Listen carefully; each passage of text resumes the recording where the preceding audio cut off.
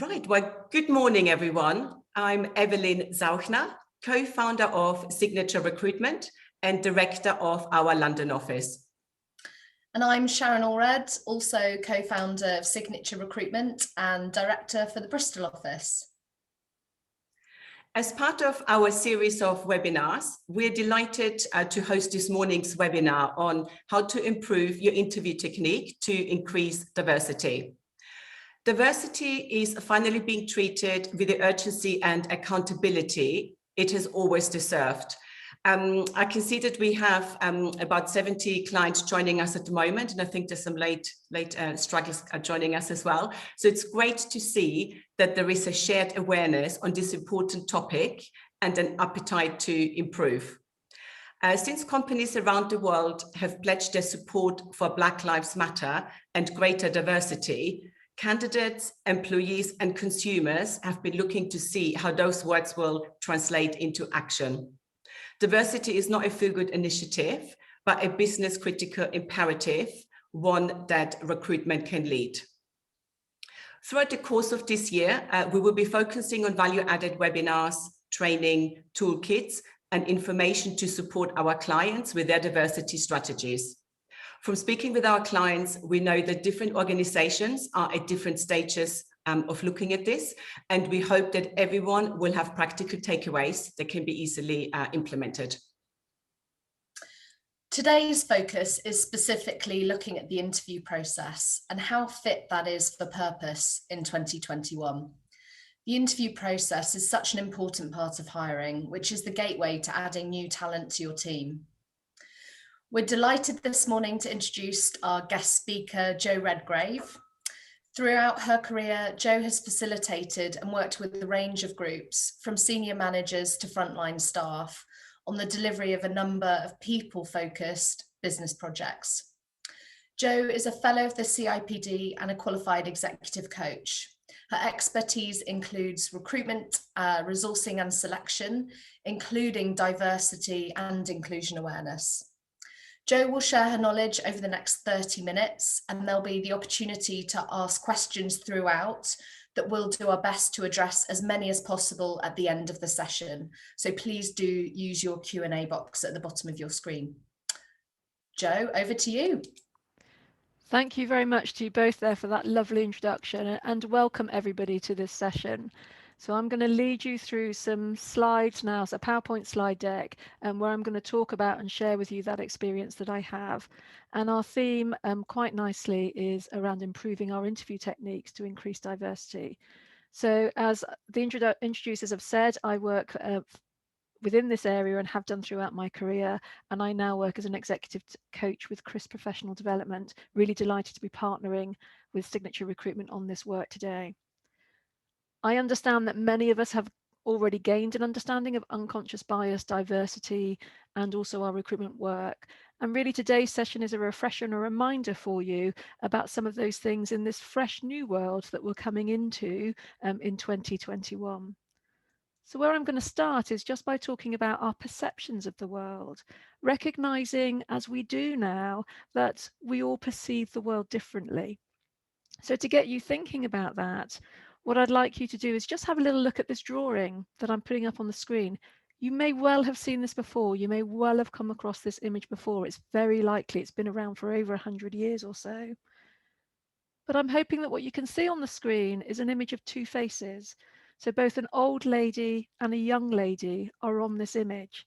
And what our brains and our thinking are trying to do as we look at this is make sense of these marks and make out of these images. So we have here, I'm just going to move my cursor, we have here an old lady with a big hook nose, there's her nostril, there's her mouth and her hook chin. But at the same time, we've got an image of a younger lady. She's turning away from us. This is the side of her face, her jawline and cheekbone, the choke around her neck, her eyelash and button nose, and there's her ear.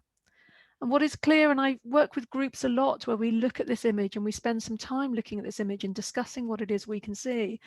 And what it does is it really illustrates how each of us will see the world differently from the way other people will see it in a really simple way. And that's really important when we come to recruitment, particularly when we're looking at candidates and maybe we're in panel interviews and we're looking at candidates. So we will see the world differently.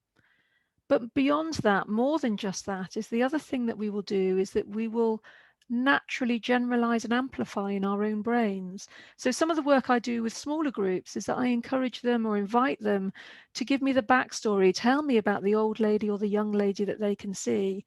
And really quickly, just like that, I'll get this lovely, rich story about the young lady. She's on her way to the opera, she's got money, she's happy, she's full of joy. Or maybe the old lady who is maybe a bit unwell, maybe past her best, maybe things aren't going quite so well for her in her life. And we'll do that just on the basis of what is a few marks on the screen, but we'll get to this very rich backstory very quickly. And again, just holding that thought and thinking about what does that mean for our own interviewing practice? Do we do that when we are doing our recruitment work? So I think we know now, most of us know and understand a bit more about unconscious bias, what it is, how it works for us. And it is about our brains making sense of the world that's presented to us, what it is that we're perceiving, just as we've looked at there with our old lady, young lady picture. So it's about how we make sense of the world. And we will use a whole range of things to make sense of the world, our prior experience, our judgments, messages that others have shared with us, our own kind of thinking. So our unconscious bias is here in our minds. It's how we make sense of what's presented to us, what we filter out, what we filter in, where we put our attention. And that holding an unconscious bias, it's normal. We're not always aware of it. The clue's in the word unconscious, and it's largely unintentional. And it's important that we understand that, but we can do some things around it. We can bring it into our practice. So thinking about some of the consequences or the outcomes from being aware that we will hold that unconscious bias, it will impact on decisions that we make every day in the workplace, in our home lives, in our personal lives, however it might be. So looking at the impact of bias, what we're going to be focusing on here today is how bias can have an unintended consequence on our decisions around recruitment, promoting people, looking for talent in our organizations. And when we think about the biases that we might have, several of you might know that these sometimes come with names, and they have been named and identified. So our biases in practice might come under these kind of headings. So an opportunity for you to have a think about where you've experienced or maybe demonstrated some of these biases in your recruitment work, your interviewing work. So I've put up a number here. There are others.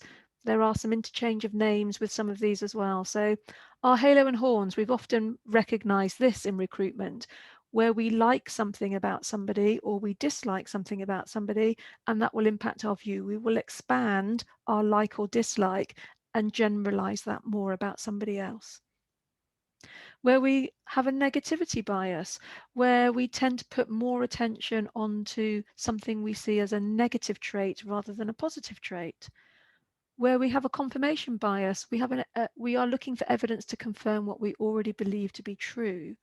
And that can be linked also with an expectation bias. So where we already like or admire somebody, we will look for that evidence when we're talking to them, particularly pertinent when we're looking at internal candidates or promotion candidates, something to bear in mind. Primacy and recency bias. I've certainly seen this in recruitment. Primacy bias. The first candidate we see sets a benchmark and everybody gets compared to them. Maybe we like the first candidate and we keep going back to that one. We're not really necessarily paying attention to later candidates. Or the reverse of that, the last candidate we saw is the best candidate. We've kind of dismissed all the ones that go on before. So primacy and recency can also come into our recruitment practice.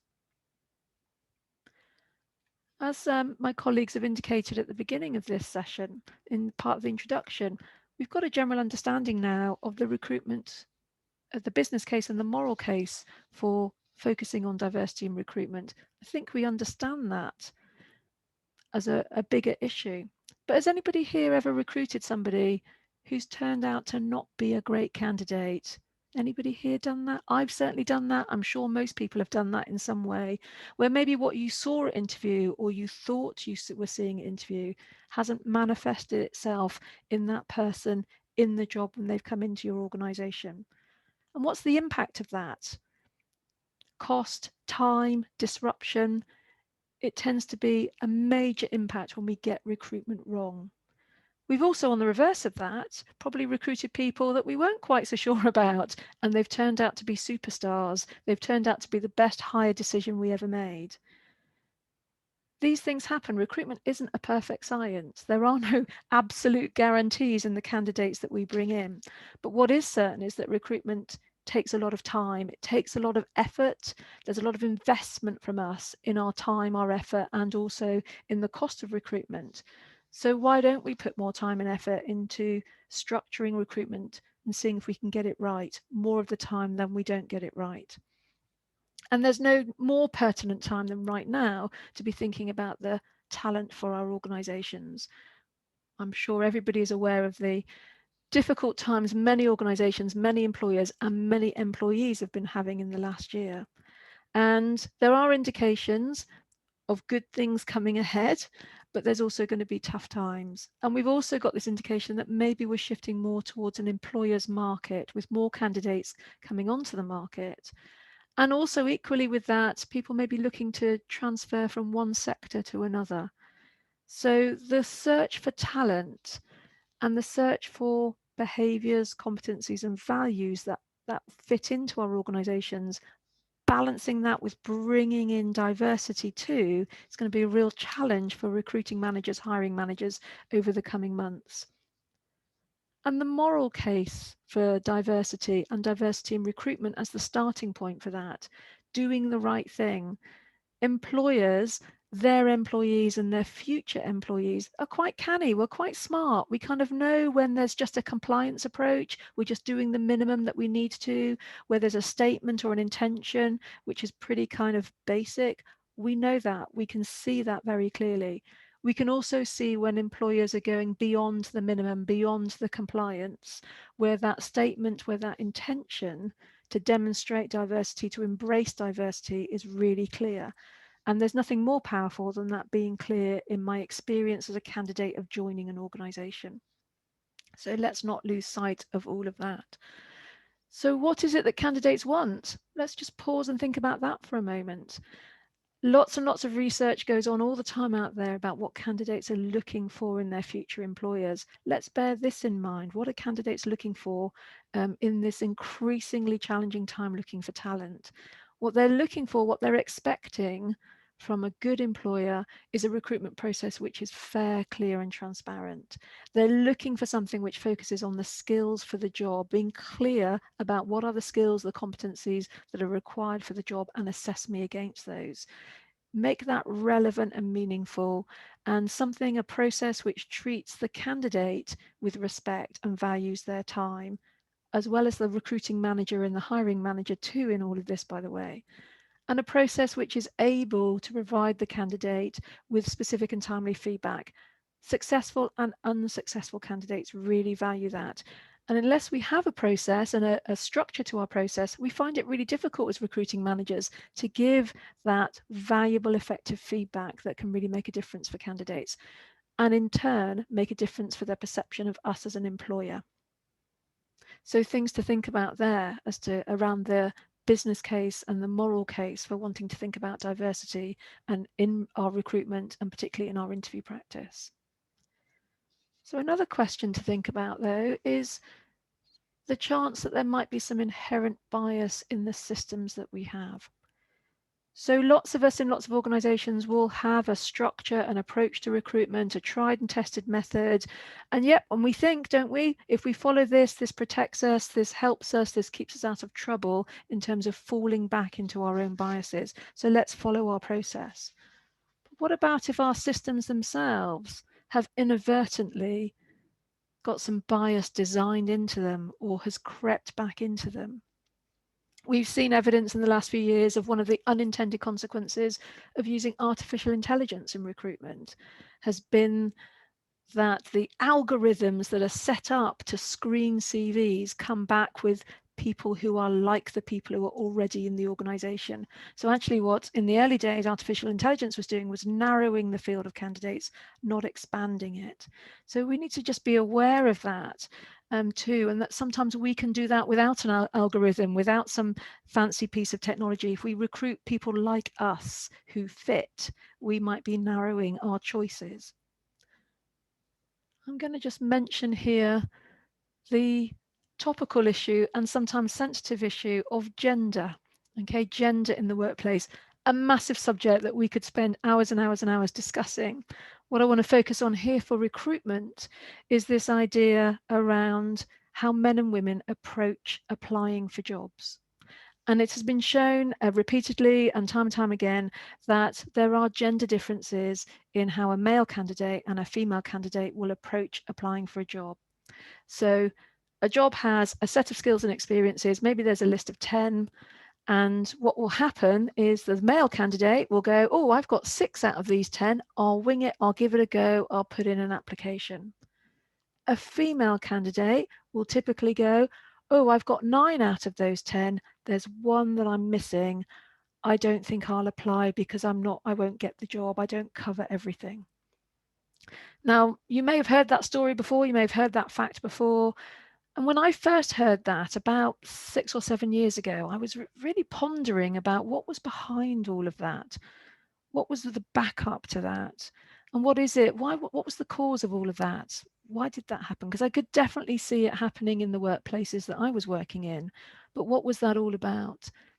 When we think about society, we think about our unconscious bias, we think about processing those messages, where we get those messages from. Well, there's this curious thing. In society, we bring up our boys, our sons, to be brave, to be strong, to be fearless, to take risks. I can do 6 out of 10, I'll give it a go. And we bring up our daughters and our girls and our women to be neat and tidy and perfect, to look good, to not fail.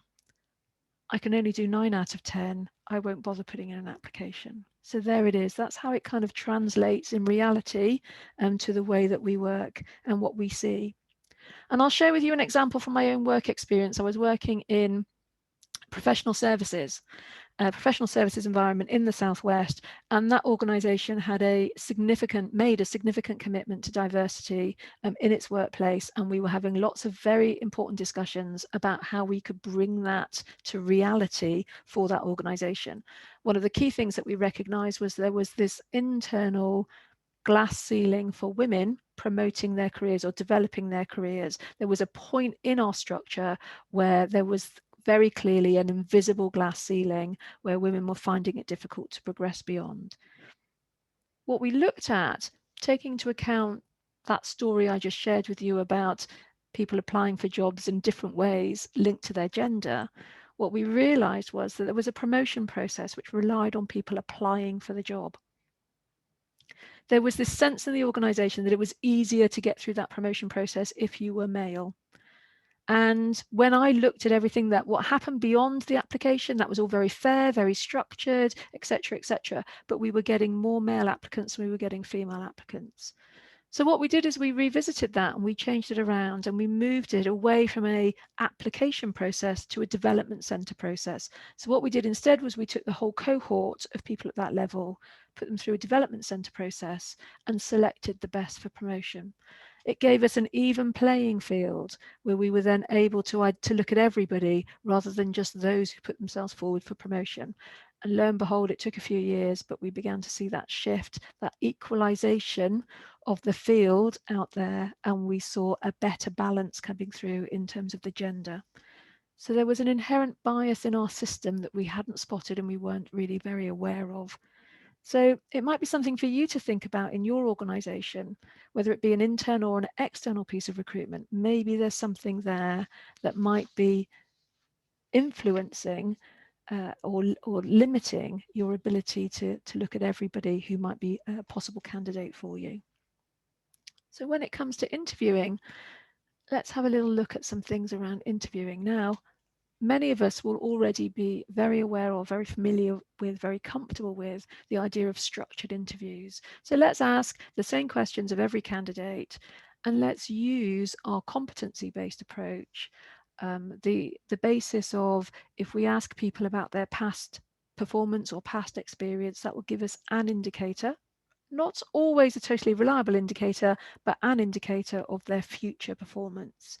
So lots of us in organisations will already be following a competency-based approach to doing our recruitment.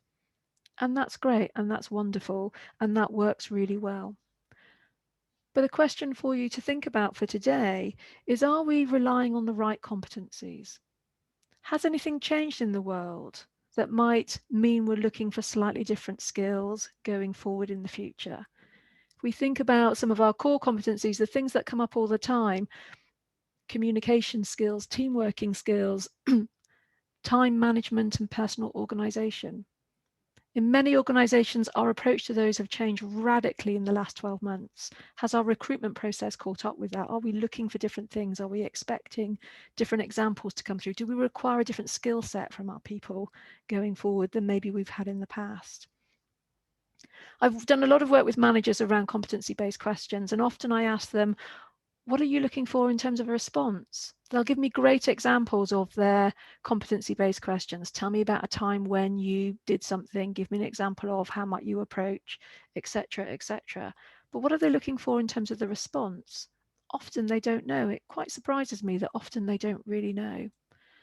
So here's a technique that's really useful, our CAR question and answer technique. What is it we're looking for as an outcome of a competency-based question? We're looking for an answer which covers context, action, and result. What was the situation? What was going on? What was the context? What was the task that was going on? What did the candidate actually do or take responsibility for? What was the outcome, the impact, the effect of the thing that they did? And we can use our CAR question and answer technique, ask our lovely open competency-based question, but follow up using CAR. And that can really help us get to what is it that they actually did. That can help us with our structure for our interview, be much fairer in the way that we're doing this.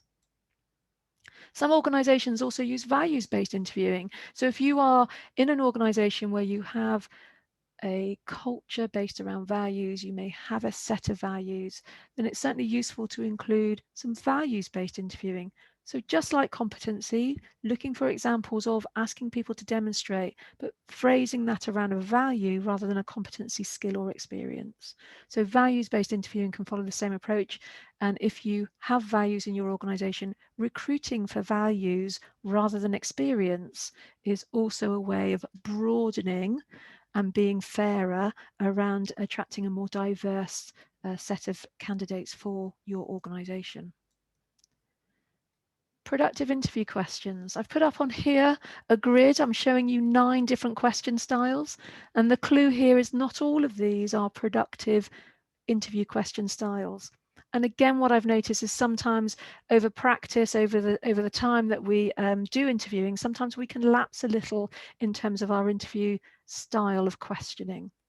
So in our red list here, just at the bottom, our red category, our leading questions, our loaded questions, our multiple questions. When we fall into this style of questioning, it is often unproductive for our candidates. Our next level of questioning, our hypothetical, how might you do this if you were in this situation? Really useful if people haven't got direct experience, maybe for early careers people or career changers. Our closed question, we often think of open questions good, closed questions bad. Actually, being specific about our questions, what did you actually do? What was your role in doing that? What happened next? Tell me what that was. That can be really helpful. And even our multiple choice questions, actually getting people, giving them some options, getting them to choose something. A really nice style of question to use once in an interview. You wouldn't do a whole interview based on multiple choice, but it's another way of seeing how people are operating, their thinking, another way of phrasing a question. So useful, but use them easily, use them lightly in terms of your interview approach. And our core questions are always going to be our lovely open questions. Tell me about a time when, give me an example of, competency-based or values-based, but using our probing questions based around CAR to follow up on that. Using also our reflective questions. What did you learn from that? What would you do differently next time? Nice ways of really understanding some of the skills and competencies of the candidates that you have in front of you. And finally, just the final point to think about is what goes alongside our interview questions. What can give us other sources of information, useful evidence-based information around our candidates' capabilities. So really the purpose of this is to encourage you to think about some relevant job-related tests or assessments which can sit alongside and give you another view, another way of understanding what your candidates are capable of doing. So that might look like a presentation, some kind of written test or assignment, an in-tray exercise, we used to call it, probably an inbox exercise nowadays. Maybe giving them a test that's a multiple choice or some kind of problem to solve. Anything that is practical and job related, skills based. Remember, what our candidates want is to see the link between the skills in the job profile and what it is we're asking them to do in the interview process. That feels fairer, more transparent, clearer for them. They're able to demonstrate what they can do and what potential they have, what talent they can bring to your organization. You may well have other ideas based on the work that your organization does, based on the job profile and the competencies that you have. And what I would certainly recommend underpinning all of this is thinking about, is it time to refresh, update, look at those job profiles, look at these processes again with a fresh new eyes, thinking about the future, thinking about the skills that we have and broadening our opportunity to attract great candidates for the future. Okay, I'm going to pause there. We're just about on time, so I'm going to come back to Eve and Sharon. Thank you very much for that, and see where we've got to there. Thank you so much, Jo. That was great and loads of really useful insights. We had a question from one of our clients. You know, Jo, you mentioned earlier on in your presentation about a development center process. Could you expand a little bit more about, you know, what that process actually composed of? Yes, absolutely. So a development center and an assessment center, two phrases that get used interchangeably. So the development center, assessment center approach would involve a whole range of activities: an interview, a psychometric, a team building activity, a job related task. So it's a much more 360-degree source of looking at a candidate's skills. So that would be an assessment center for external candidates and a development center for internal people. So that would be the two ways the phrases are used. Okay, hope that's helpful. Oh, great. Thank you for that explanation. Don't know if anybody has any other questions. Sharon, is anything from your side? Yeah, I had a question emailed to me just before, actually, that I still think is relevant. Jo, do you have any tips on how we can identify the inherent bias that might already be lurking in our interview processes? Okay, very good question. Thank you, Sharon. And it's an increasingly huge area in terms of what organizations are looking at. There's a lot of work looking at gender. So I've given you a bit of a hint and a clue about some of those gender issues that go on in organizations, and we see that through gender pay, et cetera. So looking at those differences that are there. Cultural differences are coming up increasingly as well. So that cultural awareness is a sense of what's going on in your organization in terms of that cultural breakdown, and is there awareness and appreciation there? And the other theme that's coming through a lot now is this sense of belonging. So balancing this sense of difference, it's okay to be different, but also connecting that back with a sense of I can still belong even if I'm different to others around me. Does that that might make some sense? So balancing some difference and both difference and belonging is becoming really important. I'm hoping that's helped a little bit in terms of the thinking around that. Thank you. Oh, thank you. We had another question coming in, Jo. Is it reasonable to ask a candidate to do a short presentation after first stage for the second stage interview because you want to understand their communication style better, even if you have not stated that as part of the process initially, or nor ask any other candidate to do the same? That's a really interesting, very detailed question there. My initial instinct is giving candidates the same experience is really important. So a presentation, if you want to include that, should be for everybody. what I would suggest is actually what's going on in your process, which means you've got that question at that point. It depends, I'm afraid, is my slight cop-out of an answer. I would be a bit cautious about treating candidates differently and giving them a different experience, but you're probably in this kind of muddle as you are at the moment. So it should really be a clear and fair process for all candidates would be my initial response. And why would you not want to do that? If communication skills are that important, you should be including something which covers communication skills. Hope that helps. Yeah, thank you, Jo. We've got one more question that's just come through. How would you use equal opportunity questioning as part of the interview or application process? And how would you manage that data as a small organisation? Yeah, okay, it's a huge big area now around GDPR and collecting data and information. And the core principle to this is if you are collecting data, you must be willing and prepared to use it in some way. Okay, so that you can't just collect data for data's sake. There is lots and lots of guidance out there around GDPR stuff and collecting useful information. That might be a subject for another webinar, maybe around the recruitment process, just saying.